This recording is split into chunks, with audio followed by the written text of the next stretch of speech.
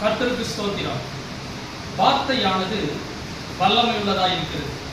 Mark 11ஆம் அதிகாரம் 23ஆம் வசனத்திலே அவன் சொன்னபடியே ஆகும் என்று மெய்யாகவே உங்களுக்கு சொல்லுகிறேன் என்று ஆண்டவராகிய இயேசு கிறிஸ்து சொன்னார். நாம் என்ன சொல்லுகிறோமோ அப்படியே ஆகும்.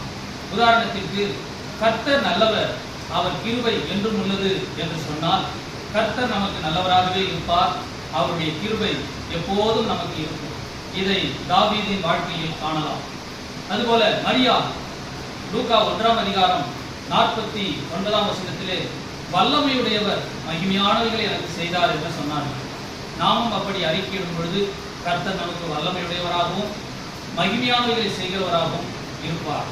சங்கீதம் 35:27 தமது ஊழியக்காரனுடைய சுகத்தை விரும்புகிற கர்த்தருக்கு மகிமை உண்டாவதாக என்று எப்போதும் சொல்லக்கடவர்கள் என்று வாசிக்கிறோம். ஆம், கர்த்தருக்கு மகிமை உண்டாவதாக என்று சொல்லும் பொழுது, தமது ஊழியக்காரனுடைய சுகத்தை விரும்புகிற கர்த்தருக்கு மகிமை உண்டாவதாக என்று சொல்லும் பொழுது, சொல்லிக்கொண்டே இருக்கும் பொழுது கர்த்தர் நமக்கு நல்ல சுகத்தை தருவார், அவருக்கு மகிமையும் உண்டாகும். தமது ஊழியக்காரனுடைய சுகத்தை விரும்புகிற கர்த்தருக்கு மகிமை உண்டாவதாக. சங்கீதம் 70:4 உமது ரட்சிப்பில் பிரியப்படுகிறவர்கள் தேவனுக்கு மகிமை உண்டாவதாக என்று எப்போதும் சொல்லக்கடவர்கள் என்று வாசிக்கிறோம். ஆகவே தேவனுக்கு மகிமை உண்டாவதாக, glory to God, தேவனுக்கு மகிமை என்று சொல்லும் பொழுது நம்முடைய வாழ்க்கையிலே ரட்சிப்பு கிரியை செய்யும். ரட்சிப்பு என்பது அனைத்து வித ஆசீர்வாதங்களையும் உள்ளடக்கிய ஒன்று.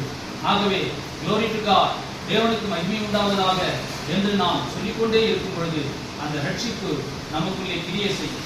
ஆகவே இதை கேட்டுக்கொண்டிருக்கிற நீங்கள், தேவ பிள்ளைகளாகிய நீங்கள், உங்களுக்கு என்ன தேவையோ அதை அறிக்கையிடுங்கள்.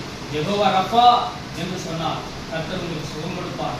யெகோவா ஷம்மா, கர்த்தர் நம்மோடு இருக்கிறார் என்று அறிக்கையிடும் பொழுது கர்த்தர் நம்மோடு கூட இருப்பார். யெகோவா ஷிக்கேனு, கர்த்தர் நீதியுள்ளவர் என்று சொல்லும் பொழுது கர்த்தர் நமக்கு நீதியுள்ளவராக இருப்பார். ஆகவே உங்களுக்கு என்ன ஆசீர்வாதம் வேண்டுமோ அதை அறிக்கையிடுங்கள். குறிப்பாக கர்த்தரை மகிமைப்படுத்துங்கள். கர்த்தரை மகிமைப்படுத்த உங்களுடைய வாழ்க்கையிலே அற்புதங்கள் நடக்கும், அதிசயங்கள் நடக்கும்.